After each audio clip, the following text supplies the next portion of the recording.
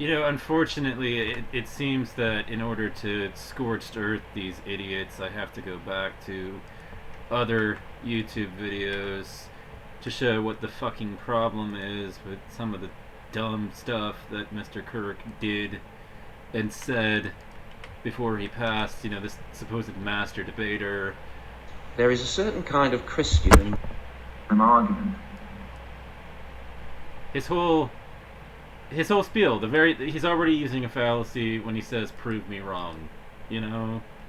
Already he's using a fallacious reasoning. Right out the gate. The whole premise of his "prove me wrong" tour. There is a certain kind of Christian and Muslim argument against atheism that goes something like this. Prove atheism. Go on, show me the proof. What proof does atheism have? Prove to me that atheism is the truth, or shut your mouth. And when you attempt to show why it's an unintelligent and indeed bizarre request, even as you open your mouth, the religious nut will jump down your throat, talking over you, saying, "Ha, so you have no proof. You are irrational and illogical and non-scientific." This strategy of asking for proof is obviously a mirror of the atheist and the agnostic request for proof of the absurd and outrageous claims of religion. They think they can turn the tables around that easily, and indeed, many Christians are so unable to think that they find this position worthy of applause and admiration even, not realizing that they have just conformed to the level of argument found in the under-10s playground. Anyone who cannot see the distinction between the two positions, that of the claimer and that of the skeptic, has the mind of a child, which is perfectly okay if you are a child, but bordering on the moronic once you have even one pubic hair. But many examples of adults debating religion this way can be found all over YouTube and in the wider media. In an attempt to show the truly ridiculous nature of demanding proof of atheism, I shall tell you a little story. It is 8 p.m. on a Friday, and as usual, a busy night is expected at the 911 call centre in Louisiana. At 1 minute past 8 precisely, it begins, with a call from Mary Loose Sphincter, reporting a multi-car pile-up on the highway as the result of a dead dragon blocking both lanes. 2 police cars, 3 ambulances and a fire truck with cutting gear are hastily dispatched, sirens blasting and lights ablazing. 1 minute later, another 2 patrol cars and a SWAT team are sent to the house of Bob Bullcrap, whose family is under siege in their own home as the result of every dead pet they have ever buried in their back garden springing back to life and emerging from the flower beds, armed with Uzis.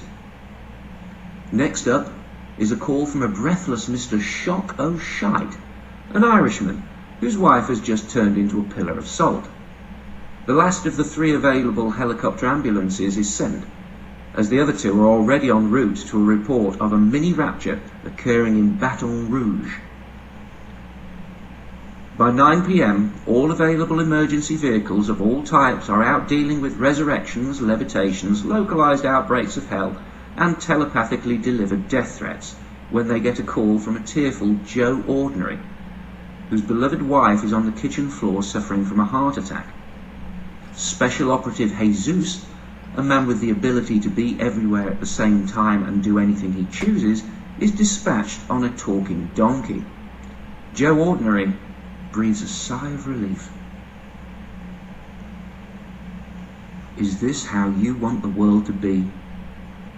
Where all fantastical claims are accepted or go unchallenged, where much needed resources and energy are diverted simply upon the claim being made?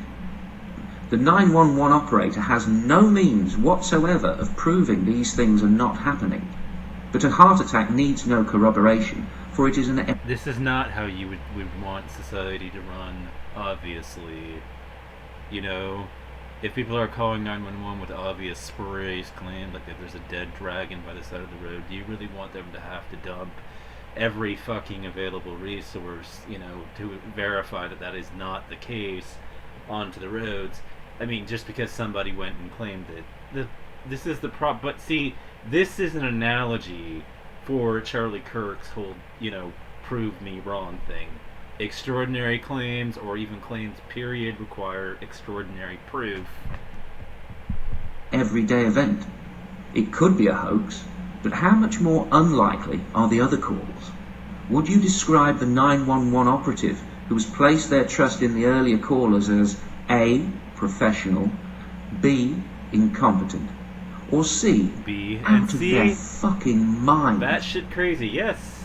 Extraordinary claims do require extraordinary evidence and corroboration. The extraordinary claims of religion do not become ordinary simply through the constant repetition of them by the religious. We have all heard from people claiming the creator of the universe has cured their cancer, and sure enough, they prove to be cancer-free. But is that cause to close the hospitals and convert them into churches and mosques? Is there not a far more likely explanation? People lie, people get hysterical, people get deluded, people are gullible, people make mistakes. These are not extraordinary claims. Hello? 911? Yes, sir. How can we help you? I'd like to report that there are no dead dragons on the highway this evening. Can you prove it? Sorry? Can you prove there isn't a dead dragon blocking the highway? I really don't understand why you're asking. So you can't prove it?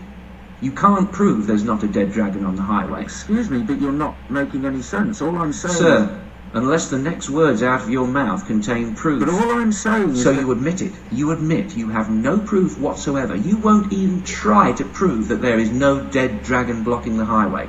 You son of a bitch. Sit tight. I'll get a patrol car out to you right away. It might be an idea not to go near its mouth, just in case. Stay calm. And that in the rub is the whole problem with the prove me wrong shit that Charlie Kirk put forward. If things worked that way, if they really did work that way, then anybody could make any claim whatsoever. I could say that the universe was created by an invisible pink unicorn, or the flying spaghetti monster, or whoever, whatever, Zeus did it, or whatever. The thing is, and unless you could prove that wrong, fuck you. That's how it really was. It was. I mean, this is the whole problem. Charlie Kirk kind of already arrives at his conclusion, and then he works backwards to try to prove the conclusion that he's already arrived at against everybody else that goes up against him. And this is not how science works. It's not how our society should be structured, or how anything should work. I mean, the truth of the matter is that if you study science for any length of time, you end up realizing that the average scientist, is trained up, once they get this training, to throw a whole battery of tests at their own ideas, their own hypotheses, to try to refute them. Basically you're trying to figure out if there's the null hypothesis, which is the idea that my hypothesis is wrong. They conduct experiments to verify their own ideas, and they throw a battery of tests at their own ideas to try to refute them. But this is not how a lot of these people who debate operate. They come up, they post something controversial, they say, prove me wrong, and it's like that's not how anything should work, unless you think it's reasonable, that anybody that calls 911, and says there's a dead dragon on the side of the road should get immediate help, and that resources should be spent and expended to go do that. So you want to, if you want to defend that position, that should be how things work, then maybe I'll accept your logic that we should have to prove Charlie Kirk wrong. If you really wanted to defend that. But I think you're batshit crazy if that's your position, and I think anybody reasonable agrees with me.